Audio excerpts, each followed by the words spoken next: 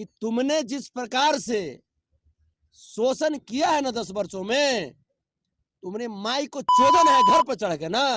कहाँ ढुकल है बिल में रे भोसड़ी का औलाद मोहना, निकल तेरी माँ का चोदो बाहर है।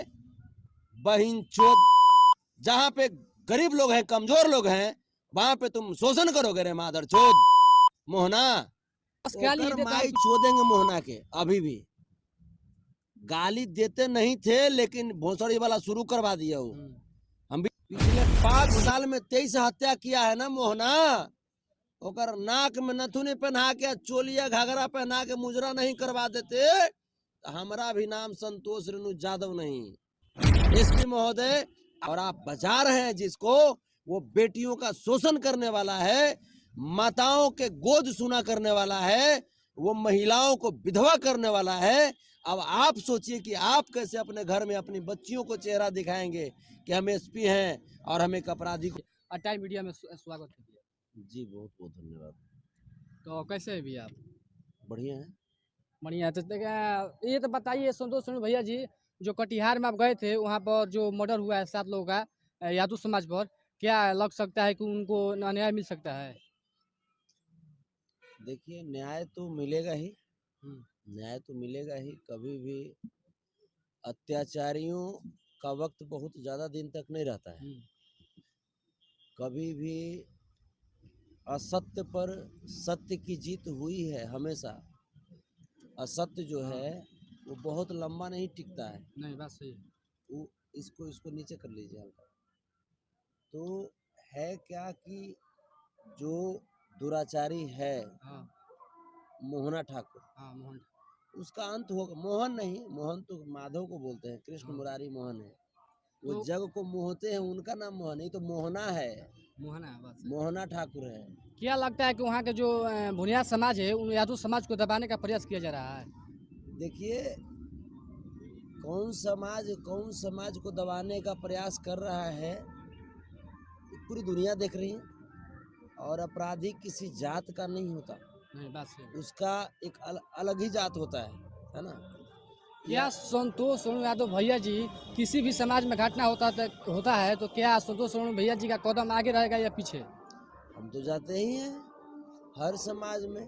लोग बोलते हैं कि नहीं, ख्याल से यादव समाजों को ही देखते हैं और समाज को नहीं देखते हैं। लोग बोलेंगे तो उनकी बात को हम विशेष तवज्जो नहीं देते हैं। अगर हाँ, जो लोग समाज सेवी हैं उनकी बात हम सुनते हैं। बाकी तो फिरका पर सामंतवादी मनुवादी लोग हल्ला करते रहेंगे, चिचियाते रहेंगे। हम तो औरंगाबाद में जब गए तो सुजीत मेहता जी के जब हत्या हुई थी तो उसमें भी हम गए। SC ST समाज का होता है उसमें भी जाते हैं, अल्पसंख्यक समाज में भी जाते हैं, OBC में भी उन जाते लोगों हैं। को क्या गिरफ्तारी हो गया कि होने वाला है? नहीं, अभी गिरफ्तारी हुई नहीं है। अभी पता नहीं SP महोदय क्यों डर गए हैं गिरफ्तार करने से, उसे शायद मोटा पैसा लिए हैं। संतोष रेणु भैया जी, आप हमेशा विवादों में रहते हैं और ये भी खुलासा होने लगा जो खेसारी लाल के यादव में खेसारी लाल यादव है जी, कभी लाइव आकर रोने लगते हैं और कुछ भी करने लगते हैं। और उनके बेटी पर जो गाना आया था, पंकज सिंह, उनका नाम नहीं लेंगे हम, गाना गाए थे, तो आखिर एक्शन क्यों नहीं लिया? आखिर फेसबुक लाइव आना, भोजपुरी स्टार जो भोजपुरी की ट्रेंडिंग स्टार बोला जाता है, लाइव आकर रो रहे हैं, इसका मतलब क्या है? कटिहार मसले पर खेसारी जी लाइव आए थे, ये हमको अच्छा लगा। ये होना चाहिए, ये होना चाहिए। और खेसारी जी का कहना है कि शायद वो कटिहार पीड़ित परिवार को मदद करने के लिए पहुंचेंगे, ये भी अच्छा लगा। बशर्ते कि वो जैसे ही वो लंदन से आते हैं तो हम तो चाहेंगे कि वो कटिहार पहुंचे, क्योंकि समाज की बात है।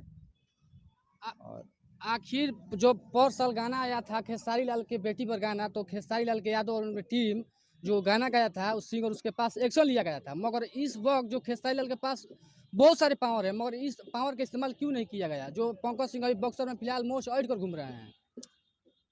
जैसे जिस प्रकार खेसारी जी इस बार दिखाए कि कटिहार वाले मसले पे बोल करके, वैसे ही समाज को एकजुट रहना चाहिए। बैकवर्ड समाज, SC ST समाज, अल्पसंख्यक समाज, जितने भी शोषित समाज हैं, 1990 के पहले जो सामंतवादी लोग, सामंतशाही लोग जो सोच रखते थे शोषित समाज के ऊपर कि उसको शोषण करना है, ये करना है, वो करना है, उनके शोषण को बंद किया हम सबके मसीहा परमादरणीय श्री लालू प्रसाद यादव जी ने, श्री नीतीश कुमार जी ने, श्री रामविलास पासवान जी ने। तो आज वही फिर से दौर आ चुका है और फिर से हम लोगों को एकजुट होने की जरूरत है। 18 दिसंबर दिन रविवार को 11 बजे कटिहार में हम सब मिलेंगे। तो आप सब भी आइए, जितने भी आपके चैनल पे जो लोग देख रहे हैं आप सब आइए। और संतोष रेणु के कहने पे मत आइए, नहीं संतोष ने जो इंसाफ है आप वहाँ पे जो बच्चियां हैं जो रो रही थी, उन बच्चियों के आंख में पिछले 10 वर्षों से जो आंसू दिया है उस दुराचारी ने, उस राक्षस ने, और जो प्रशासन ने, जो आरएसएस और भाजपा के हाथों जो बिक चुकी है प्रशासन, जो कटिहार एसपी महोदय बिक चुके हैं आरएसएस और भाजपा के हाथों, आरएसएस और भाजपा का गुण गाते हैं, वो एसपी महोदय का घमंड वहां पे तोड़ना है। क्योंकि हम लोग संविधान में विश्वास रखने वाले लोग हैं, कानून पे भरोसा रखने वाले लोग हैं, न्यायालय पे हम लोगों को भरोसा है। और हम एसपी महोदय को बताना चाहेंगे कि महोदय आप जितना भी ताकत लगा लीजिए दुराचारी को बचाने का, लेकिन हमारे कानून में, हमारे संविधान में इतनी ताकत है कि हम लोग अगर एकजुट हो गए, अपने संविधान में लिखित कानून को, लिखित जो प्रावधान है उसको अगर हम लोग समझ लें और जाग गए, तो वैसे से दुराचारी का एक का उसका प्रोडक्शन ही अंत हो जाएगा, नष्ट हो जाएगा। और ऐसे से दुराचारी का बद होने में टाइम नहीं लगेगा। ऐसे उम्मीद है, अभी भी उम्मीद करते हैं, हम लोग आशावादी लोग हैं, धैर्य रखने वाले लोग हैं, लालू प्रसाद यादव जी के सिद्धांत पर चलने वाले लोग हैं। हम लोग अभी भी चाहते हैं और उम्मीद कर रहे हैं कि उस दुराचारी का प्रशासन के द्वारा एनकाउंटर हो जाए और एनकाउंटर कर देना चाहिए प्रशासन को। इतने लोग मांग रहे हैं। बेटियों की शोषण, इज्जत, मर्यादा का सवाल है, आखिर प्रशासन क्यों चुप है? हमको क्या लगता है कि संतोष रेणु यादव भैया का पावर दिया जाए तो अब से एनकाउंटर हो जाता है कि नहीं? अब तक अगर पूरा खानदान के हम एनकाउंटर कर देते। देखिए बोल रहे हैं संतोष रेणु भैया जी, अब होता नहीं तब तो खत्म, खानदान ही खत्म हो जाता है। अगर हम जो होते एसपी महोदय के जगह पे, तो एसपी महोदय मैं बोल रहा हूँ कि 10 वर्षों से बेटियों का शोषण करता है ना, पिछले 5 साल में 23 हत्या किया है ना मोहना। ओकर नाक में नथुनी पहना के, चोलिया घाघरा पहना के मुजरा नहीं करवा देते तो हमारा भी नाम संतोष रेणु यादव नहीं। एसपी महोदय आप सोचिए कि आपके दामन पे जो दाग लगा है, आप समाज के रक्षक हैं, लेकिन आपका इस वक्त जो कार्य है वो समाज के भक्षक वाला कार्य है। और आप बचा रहे हैं जिसको, वो बेटियों का शोषण करने वाला है, माताओं के गोद सुना करने वाला है, वो महिलाओं को विधवा करने वाला है। अब आप सोचिए कि आप कैसे अपने घर में अपनी बच्चियों को चेहरा दिखाएंगे कि हम एसपी हैं और हम एक अपराधी को बचा रहे हैं। भैया क्या लगता है जो घटना हुआ है कटिहार में, और एसपी के साथ अगर घटना हुआ होता तो क्या इसी तरह चुप होता? एसपी साहब के साथ भी होगा तब भी संतोष रेणु यादव ऐसे ही जागेगा, क्योंकि एसपी साहब भी तो इंसान है। देखिए संतोष रेणु यादव भैया बोल रहे हैं किसी के साथ अगर गलत हुआ तो संतोष रेणु भैया यादव का कदम कभी 2 कदम आगे रहेगा, पीछे नहीं रहेगा। सभी लोग बोलते हैं, कोई लोग बोलते हैं, सभी लोग नहीं, कि संतोष रेणु भैया अपने ही समाज को खासा सपोर्ट करते हैं, मगर नहीं, संतोष भैया अभी भी कर रहे हैं। कोई भी व्यक्ति हो, संतोष रेणु यादव का कदम कभी भी आगे रहेगा। तो संतोष रेणु भैया किसी आयल बड़ा तो जाके मोहना के ना गिरफ्तार करा है, तो उन्हें मोटा मान लिए हैं, कानून को धोखा दे रहे हैं कटिहार प्रशासन।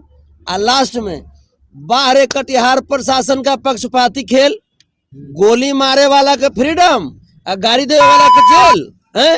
तो हम तो मोहना के तेरी माँ की चोदों को हम ऐसे गाड़ी देंगे। वो भोसड़ी वाला जिस समाज से आता है, कोई भी जाति को मैं नहीं कह रहा हूँ, लेकिन अपराधियों का जो समाज है उस समाज की माँ बहन में करता रहूंगा। जितना जेल करना है, जितना केस ठोकना है ठोकते रहिए। लोग भैया सिर पर चढ़ा दिए संतोष रेणु को, लेकिन जब बात समाज का आ जाएगा तो संतोष रेणु यादव अपने आप को जान चुका है। कफन जो है ना, देखिए नहीं, वो कर मैया के चौदह को का औकात है, उसका क्या औकात है? ओकर भतीजा तो जाके ऐसे बोल रहे हैं कि संतोष रेणु कुछ नहीं है, उसका क्या कैपेसिटी है? कंटिन्यू 36 घंटा गाड़ी बकेंगे टीजर में।